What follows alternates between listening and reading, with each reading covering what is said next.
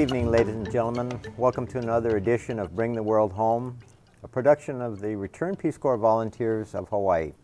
Each week we invite a volunteer who served in one of the 138 countries around the world that Peace Corps services.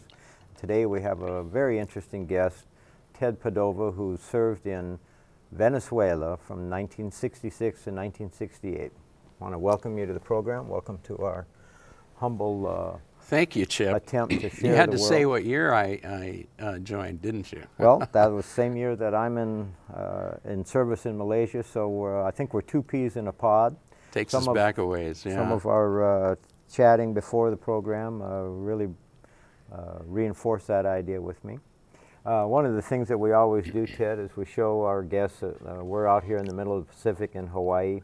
You served not too far around the world, over in Venezuela, northern part of South America. When I joined, you know, I had to look and find Venezuela on the map, and I hadn't realized prior to joining Peace Corps back in '66 that Venezuela is actually east of New York in a different time zone. In a different time zone. Yeah. Well, you're in preparing for the program a little bit. I didn't realize that the Peace Corps has kind of graduated out of Venezuela. You were there back in the era of enthusiasm based on President Kennedy's motivation to get the Peace Corps started in the first place. Were you a student when you heard about Peace Corps? No, actually, I was not a very likely candidate to join Peace Corps. I hadn't attended college, and I applied a few times. I applied when I was like 18, and I went in at 21 with really no skill whatsoever to offer the Peace Corps. I just sort of found my way when I was in country. And your awareness of Peace Corps and what it was all about came from where? From the media, or? Well, initially, I mean, we were all aware in the 60s of the New Frontier, Kennedy's New Frontier, and the euphoria of the Ask Not statement made by Kennedy, and the development of the Peace Corps. I mean, that was very newsworthy at the time, so I think anybody listening to the news at that time became aware of Peace Corps' initial development. Well, it's to me it's kind of striking because a lot of the original volunteers that I met were actually older, and you and I, as I said, share in common that we were probably amongst the younger volunteers who came into the Peace Corps at that era. So you signed up, you got accepted. Did you apply for Venezuela, or you were assigned to Venezuela? How did you looked it up on the map, you saw it was there? I had no idea where. I think part of the reason that I was accepted was I spoke Spanish to a certain degree, and I had an edge with the language when I joined. I had lived in Mexico for 6 months when I was younger, and that in part, and it just, I was willing to take any country I could get because I was very much interested in joining. In the aspect of service. And how did you come to this idea of service? Why were you interested in joining? You wanted to do something for your country. You alluded to that. I think that motivation. was twofold. I think like I said, the Kennedy's New Frontier, it was part of all of us, and we all, we were a new generation at the time, and very idealistic, and a lot of us wanted to make a contribution. And I was thoroughly convinced that I was going to get drafted and die in Vietnam because I had no skill whatsoever. I knew I was going to be placed on the front lines, and I thought if somehow that would happen, I wanted to do what I wanted to do before I had to serve any military obligation. And you know, from that era, you know, there was a lot of opposition to our involvement in Vietnam and things of that sort. I was on a liberal side of the fence with my views on that. So I wanted to make a contribution before the government made a choice for me about where my contribution would lie. And now, 40 plus years down the road, how do you look back at your experience? Was it, does it still influence you? I think that just about any volunteer would say that the thing that that was most obvious with all of us is that we got a lot more than we gave. And I think anybody who's honest about that recognizes the fact that we took back with us a lot more than any contribution we made. Regardless how monumental a contribution that would be, there was nothing more monumental than our own personal development and the shaping of our minds and our views and things of that sort. So being a part of Peace Corps 40 years ago has really influenced my life in a lot of ways.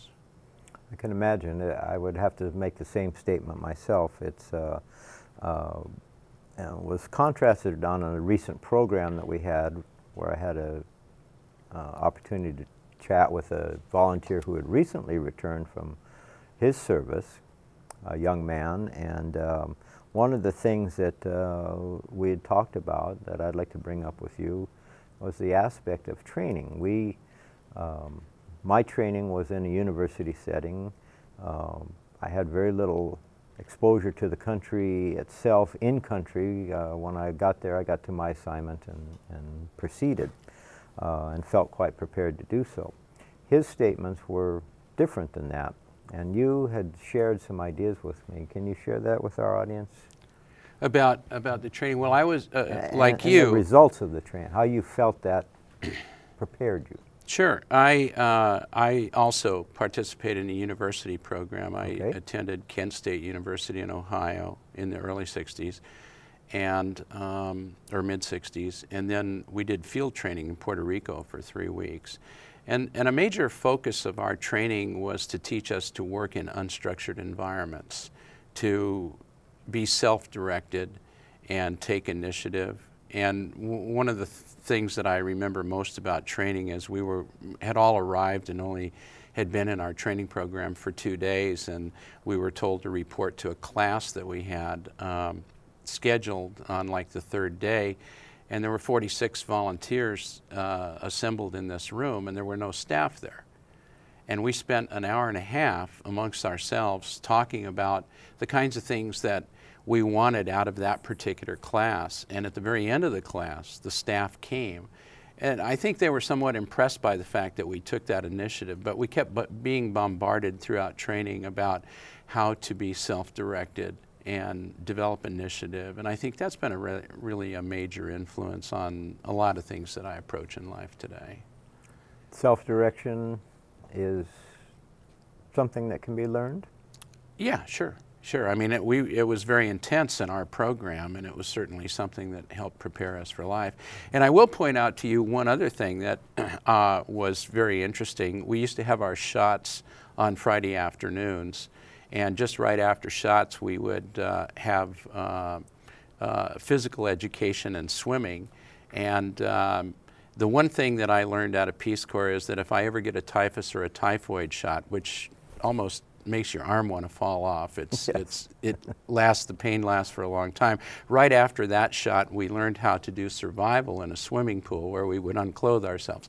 So I'm here to say that in the event in the future, if I ever have a typhus or typhoid shot and I fall off of a boat in the ocean, I'm going to know how to disrobe and make a flotation device.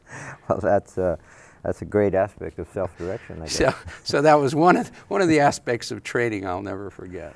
So your training program, were you led to believe prior to entering the training that you were going to be doing a specific job? And did your ultimate assignment bear that out? Did that meet that expectation? Actually, my ultimate assignment didn't bear it out. I was in Peace Corps when training groups are gathered. They're usually gathered with a specific content in mind. So if your background happens to be engineering, you're part of an engineering group or a business group or a community development group. My program was called Manual Arts 2, and it was basically people who were going to go out and teach industrial arts type of education in schools, of which I had no talent at whatsoever. I didn't have the kinds of skills to really be in that program. And when we got in country, I went to a school, and the instructor in the class where I was assigned knew so much more than I did. And I quickly realized that I was just out of my element, and what I did was I wound up working in credit co-ops, agricultural cooperatives. And through your self-determination, you could see that the school setting was not going to be your... Well, I wouldn't have needed any training for that. It was, it was as clear as night and day. So I fell into a different kind of avenue. It wasn't anything that I trained for, and I just became familiar with working in a rural community with a group of people who were harvesting. But my real contribution, I think, in Peace Corps was I was like a quartermaster in my area. I lived in a fairly sizable community, and there were a number of Peace Corps volunteers who lived in rural communities around me, and every time they needed something, they came to me, and I was the guy who could finagle something to get something they needed. It's the type of facilitator that I think would be an asset to any community. Are you able to stay in touch with people that you knew 40 years ago from that era, and well, it's interesting. Could you describe, excuse me, could you describe your feelings or knowledge about the success of your time there? Well, if you would characterize it as... Yeah, as I said before, I mean, I got an awful lot more out of being involved in Peace Corps than I gave. There were some projects that were accomplished and things that we had done, but I couldn't say that has been as significant as certainly my own learning and preparation for life in so many ways. It was very rewarding in that regard. Well, as the title of our show is Bring the World Home, could you describe for us how this has manifested itself for you over the years? Well, if I understand you correctly, I think that, and I guess I'm driving the same point home, it's kind of like when you go to college and earn a baccalaureate degree. A degree prepares your mind and your cognitive self for engaging in life, if you will. Okay. And I think Peace Corps prepares you in not only a cognitive sense, but an emotional sense for life.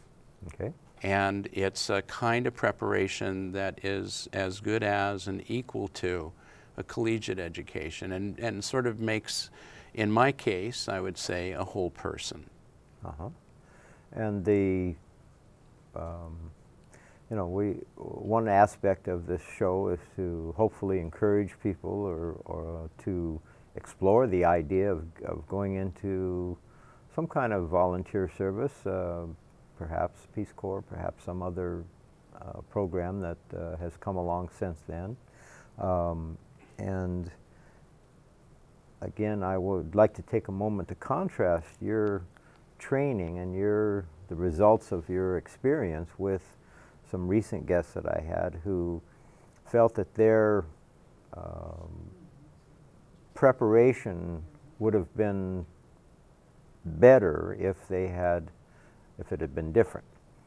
Can you contrast for us your thoughts in that area? Well, I don't know exactly what people are referring to by having their preparation and training better. I do know that from my own experience, I really feel my training program was a very good program. Like I said, it prepared us for unstructured environments to be self-directive and take initiative. And that was completely manifested in an experience that we had toward the end of our program after we finished our university preparation, or that training program. We then went to Puerto Rico for a field training.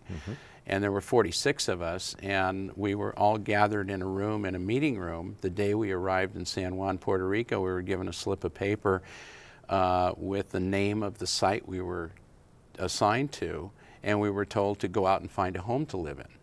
And we were told that we couldn't live in a hotel or rent a room or anything, but we had to go and find a family willing to take us in off the street and let us live with them for 3 months. And I think that was a very interesting experience, because I wonder how many houses you could knock on in this country before somebody is going to pull in a stranger for a 3-week time just to live with them by knocking on a door. And out of 46 people, nobody knocked on more than one door.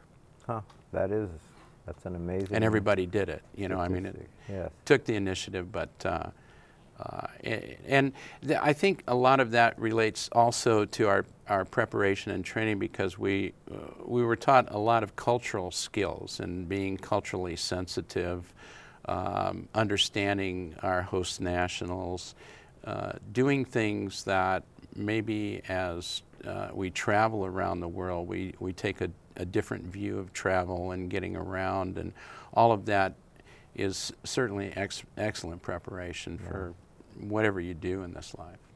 You had told me earlier that you had recently met up with some of your fellow volunteers from your group specifically after many years, and talking about this now and reflecting on your statement earlier that you had gone into the Peace Corps prior to going to college. Your fellow volunteers, were they as adept as you and as worldly as you at that point, or? Well, you mean when we were all together in training? Yeah. Actually, when you were back in that era, tell us a little bit about your fellow volunteers. My group was, we were like the ghetto dwellers of the mid-'60s. None of us were formally educated, and I hadn't been to college. A number of my colleagues in my training program hadn't. And we were all plunked into a country where we were surrounded by people who graduated from the most impressive universities in the country: Harvard, MIT, Yale, Stanford, Princeton, you name it. And there were volunteers who had graduated from a lot of these schools. So my peer influences, I think, helped me a lot, because when I returned from my Peace Corps service, I then went into undergraduate and ultimately graduate school. And I think a lot of my conversations with people and friendships that I developed over that period of time influenced me to go on to higher education. Whereas if I hadn't had that experience, I don't know, maybe I wouldn't have gone on to college. But what I'm hearing is your native intelligence, your intuition and street smarts prepared you equally with on the same footing as these Ivy League grads, and you all found yourself in a country trying to do a job, and were adequately prepared for it by virtue of the nature of the opportunity that Peace Corps provided. Is that? Well, I was, maybe street smart is what you want to call it. My greatest asset, my attribute when I was in Peace Corps was I could play baseball, and Venezuela happens to be the only Latin American country whose national sport is baseball.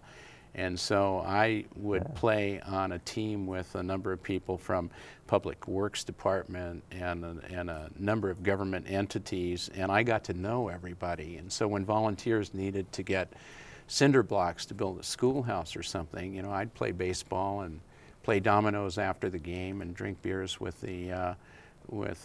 my colleagues on the baseball teams, and I'd do my business negotiations there. So it was the street smart savvy, I think, that got some things done for some people. But other people had assets as well. I mean, you know, I don't want to diminish the value of those people who were extremely bright and had some incredible skills, and you know, I think as a unit we functioned well together, each having his own asset. Well, this was one aspect that we don't touch on much in this program, because most of the volunteers are in a more isolated situation. Were you, sounds like you were were you in a larger city in Venezuela? I was in a town called Carúpano, which you could walk the length of the town, but it was a central hub, and from there you could go out to some rural areas. And just beyond where I lived was the end of the road system in Venezuela. After you got to the end of the road, then there was another volunteer farther south toward Brazil, and the way we got to that person's site was to get on a boat and travel down to his community. And he lived in a community where virtually most of the children to young adults had never seen an automobile. At that time, this was in the mid-60s, because no road system had been developed. So there were a lot of things they were very rural in that area. Do you still feel an affinity for Venezuela after your time there, or is it? I haven't been back, and I certainly, it would be enjoyable. I've been fortunate enough to travel to a number of countries around the world, and third world countries, but I haven't been back at all to South America, and I suppose I'd like to maybe take a visit someday if I can fit that in my schedule. If you're able to relate anything, the third world country of Venezuela, you mentioned you've been to Russia and China and other places, which aren't necessarily third world countries anymore, or even at the time, but similarities that occur to you? Are people tend to be the same around the world? Obviously, you're... You know, it's interesting because when you've been a Peace Corps volunteer and you know how to travel and you know how to get to communities that are off the main path from where typically tourists travel, and you don't have to be a Peace Corps volunteer. I know a number of people have just gone and lived in communities outside of major metropolitan capital cities area. Everybody always comes back and sharing their experiences talks about how wonderful the people were. And virtually every country I visited, I mean, I've been to the Philippines. I think Filipino people are some of the most wonderful I've ever met. People were great in China, Russia, Ukraine, South America. I mean, I think we have this feeling because people genuinely around the world are just like we are. They want to have the same kinds of things for their children, their families. We have this common identity about our feelings in just about virtually every country in the world. So people are typically great no matter where you go, as long as you get out and talk to people in their environment. Yes, that's an experience that is fairly unique to volunteers. They have this opportunity to insert themselves into a culture and gain a lot from it. When in the work that you do now, what do you do now, if I might? Well, right now I spend my time writing books. I write computer books, and I speak at conferences. Okay. And your Peace Corps experiences and that prepared you to go to Venezuela and to have all of this ability to interact with different people. Do you still find things that you mastered then, or that you learned are still applicable to this type of lifestyle today?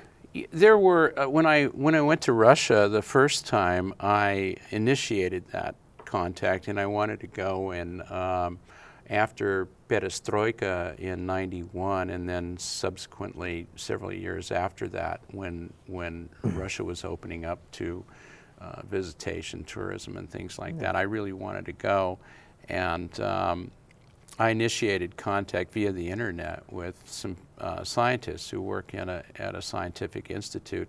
They had formerly tracked satellites and during the Cold War era at this facility. Now they wanted to convert it to a free enterprise and deal with digital imagery. So I contacted them. We talked several times, and I made a date to go and deliver a presentation to them. And that was interesting because we grew up in the same era, and if anyone had told either one of us back in the 50s that one day we would go and talk to PhD scientists in Russia and they would be listening to what we have to say, we would have thought that person was crazy to make that we that could kind go and do that freely. and we could do that, you know. It was just something that was so strange, but it turned out to be, and the people were, again, marvelous. I mean, they were so wonderful to me, and I had a great time. I did the same thing in China too, and people there I found very much the same. So to answer your question, being able to take the initiative and just have no fear whatsoever about rejection and reaching out to people, I mean, that's a skill that I first learned when I was a Peace Corps volunteer, and I've done that just recently and through many years. Well, we've just about used up all of our time. In the few seconds that we have left, I'd want to thank you for joining with us today and sharing some of your views on Peace Corps service and how it's brought you. And to our audience at home, we thank you for participating with Bring the World Home again. We hope that we've encouraged some of you to look into the idea of serving with the Peace Corps or doing volunteer work just within your own community. Our program, Bring the World Home, is an award-winning show and provoking community service amongst its viewers, and we thank you for joining us for another episode of Bring the World Home. Thank you, Chip. Thank you very much. Appreciate it.